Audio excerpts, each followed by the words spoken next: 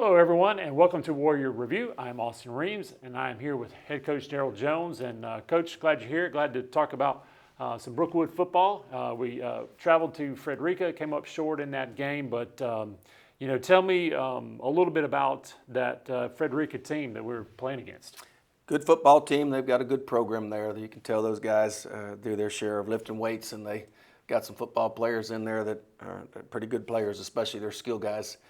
They were quite salty up front as well, and this is one of those kind of repetitive themes that our guys get in there and they're going to give everything they got and throw their best licks. Yeah. Sometimes we get the best of it, and sometimes we don't. But it was sure nice to jump out on them early. Offensively, we took that opening drive. We went right down there and scored. First time we had done that all year. First time we'd been up in a football game at the beginning of the game all year. And I thought the combination of some nice play calls, mixing up the pass and the run with some good individual effort by the quarterback and the receivers enabled us to get down there and have that kind of success. Yeah, and first touchdown by Henry Knox. We'll talk about that. It was first high school. I believe it was his first high school touchdown. I asked him about that, and he may have had that in a sub-varsity game, but it was his first varsity touchdown in a real football game, and he was excited and made a nice little catch to do that. Yeah. He had to twist his body around. I'm not saying the pass was bad, but it wasn't right on the spot. Yeah. But he made it happen. And in the game of football, you got to make some individual efforts at times to make the plays. Yeah, great memories for him. Really proud of that.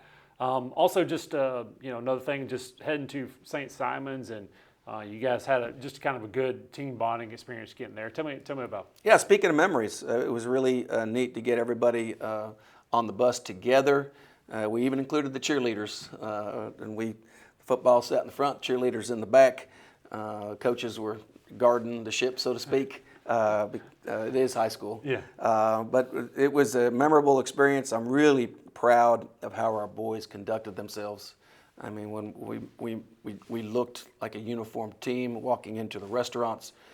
We behaved like you're supposed to. And I know that probably should be taken for granted, but in this day and age, it's always good to see young people act like they're supposed to. Our young men acted like young men. Yeah. Very proud of them, how they conducted themselves on the road trip. They stayed focused, and we're really appreciative of the people that afforded us the opportunity to take a charter bus and the athletic department for picking up or allowing us to pick up the meals and things of that nature. So all in all, the road trip itself was a quality bonding experience for the boys, and I'm sure those that came back with us got home about 1:30 in the morning. There'll be some stories told about that trip back as well. Yeah, well, good deal. Good to see that. Good to see this opening drive. We're going to see the opening drive in the highlights, but we're going to start with special teams and defense first in the highlights. Let's do it. And here's the opening kickoff. Opening kickoff, we do a nice job of getting that ball in the middle where our blocking scheme is designed. We would like to hold on to some blocks up front just a little bit more, but it's a decent little return by Jeremy Queen. And then again, our scheme on kickoff is to put it on the ground so that we can get good coverage. Graham Jackson does a nice job of placing the ball where it needs to be. And here, and we've said this all year, he does a really nice job both kicking and punting. Flips the field for us there with an unreturnable punt. There's an unreturnable kickoff. He's doing his job as designed. And then a really nice hold by younger brother Asher Jackson Good job. on that snap. Now to defense. Yep, and we get us a turnover. That's always a positive on defense. And then you see where we've got some guys that are rallying to the ball. Quarterback tries to keep that one, offering a little resistance up front. And then when it bounces and we're making it run east-west, we rally to it and get us a tackle for a very minimum gain. They try a little trick play and don't quite handle the snap, and we rally to it. Don't quite get that fumble, but it's a still negative yardage play, which on defense we'll take that. Here they get down there close to the end zone, and we bow our necks. We've got guys that are now coming off onto the field that don't normally play defense. There's some primarily offensive guys in the game on defense, getting some experience playing some defense. There's Henry Knox coming off a block there and making a play. There's some young guys. It's always good to see a little Charlie Stevens, normally at center, playing some defensive line. Cam Freeman battling up front in the trenches. And now the offense, we're going to get to the opening drive, which I thought was really impressive, Coach. Well, as we talked about, it was nice to come out and get out front early, and that pass to BK, the little rollout pass, was helpful with a nice catch and run, and then Pierce lays one out in the right spot for Jeremy Queen to get us down there close to the goal line. We give us a valiant effort at the old tush push, which is one of your favorite plays.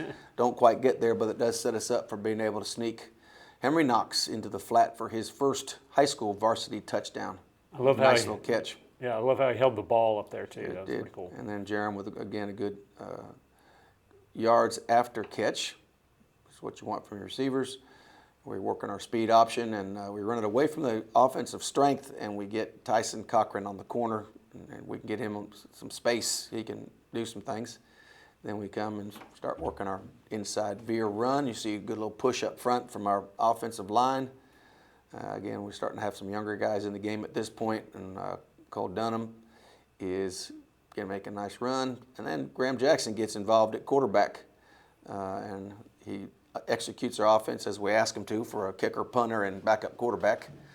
Here you'll see him on a nice little option. He, at the right time, gets it pitched out, and then once we get Tyson on the corner on a one-on-one, he tends to separate. And that separation right there is for a touchdown. Yeah, it's fun to watch him turn on the jets here on this replay. Yep, and Graham does a nice job attacking that defensive back downhill shoulder, so he has only choice of taking the quarterback or the pitch, can't do both. And at that point, Tyson extends the play. Yeah, even with some angles, he can move. Once we get him in the right direction, he can go. All right, Coach, we got a lot of football to talk about.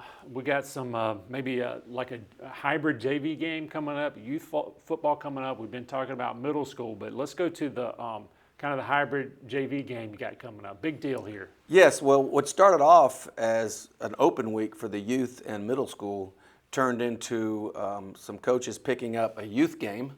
So that took that component of it and filled it in with a game. And then early this week, we were able to put together, we're calling it a hybrid junior varsity or sub-varsity game, where we're going to call up some 8th graders and combine them with some 9th graders to have that competition against an upstart school out of Bainbridge. Yeah. And so it's neat because some of the younger guys that don't get a lot of Friday night time will get to be starters and get to go past their licks on defense and offense, something that they don't normally get to do other than in practice. Yeah, and just talk about the importance of reps for these young guys, all through youth, middle school, and JV here. Yeah, there's nothing that can replicate quality game reps other than a game.